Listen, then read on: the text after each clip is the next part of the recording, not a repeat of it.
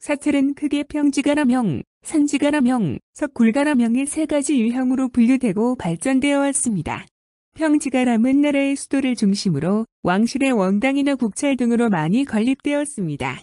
산지가람은 신라 말기에 도입된 선종의 영향과 풍수지리설에 의거하여 수도 생활에 적합하도록 설계된 특징을 지니며, 석굴가람은 천연 또는 인공의 석굴에 건립하는 사찰로서 주로 기도를 위한 도량으로 이용되었고 우리나라보다는 인도나 중국에 많았던 유형입니다.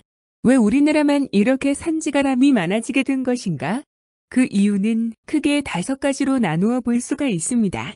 첫째는 우리 민족의 뿌리 깊은 한발신앙, 산악신앙 때문이었고, 둘째로는 신뢰적인 호국호법에 의지해서 산지가람이 많이 창건되었으며, 셋째는 불교의 초세속주의 경향 때문이었습니다.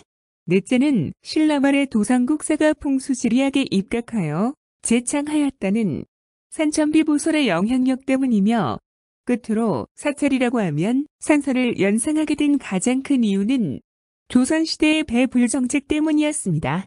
이처럼 크게 5가지 이유로 산속에 절을 많이 지었지만 이 중에서 가장 큰 이유는 5번째 조선의 배불정책입니다.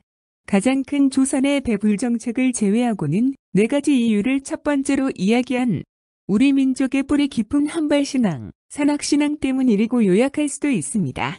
그렇다면 산해절이 많은 5가지 이유 중에 4가지 이유에 직간접적으로 영향을 준 한발신앙과 산악신앙 무엇이며, 두 신앙은 불교에 어떠한 영향을 주었는지, 그리고 불교는 이 두 신앙을 어떻게 흡수하여 토착화하였는지를 중심으로 이야기해봅니다.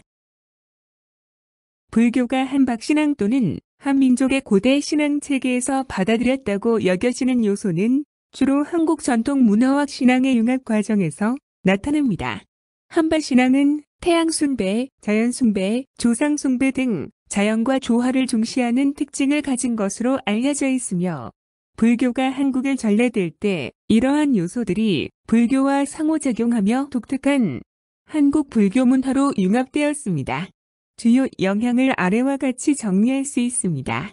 첫 번째, 태양숭배와 광명사상.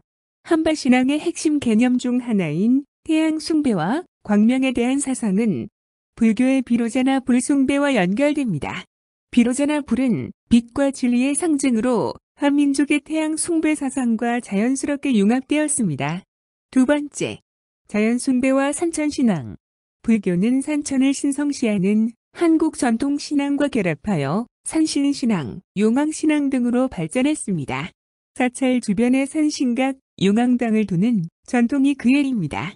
이는 불교가 전래 과정에서 토속 신앙을 배제하기보다 융합하여 현지화하려는 전략과 관련이 있습니다. 세 번째로는 조상숭배와 불교의 조화. 한국 전통 신앙에서 조상숭배는 중요한 의례였습니다. 불교는 이를 받아들여 천도제, 49제와 같은 의식을 통해 조상의 넋을 위로하고 극락광생을 기원하는 전통을 발전시켰습니다.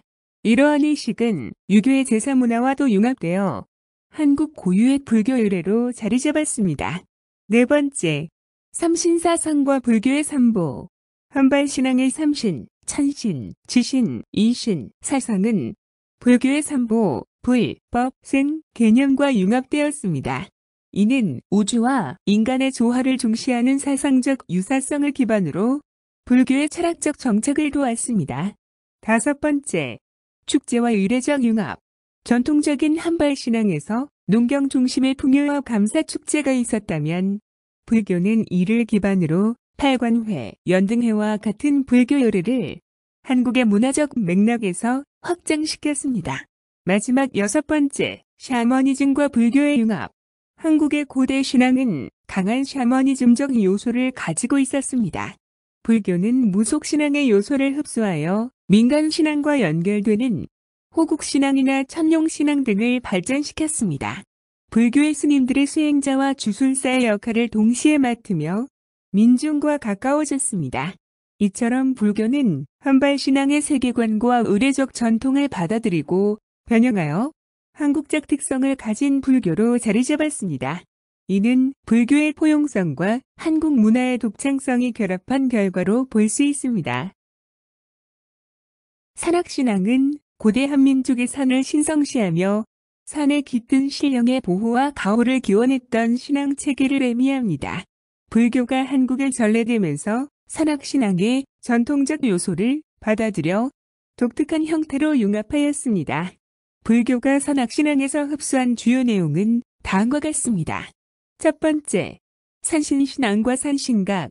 산악신앙의 중심에는 산에 거주하는 신령인 산신에 대한 숭배가 있었습니다.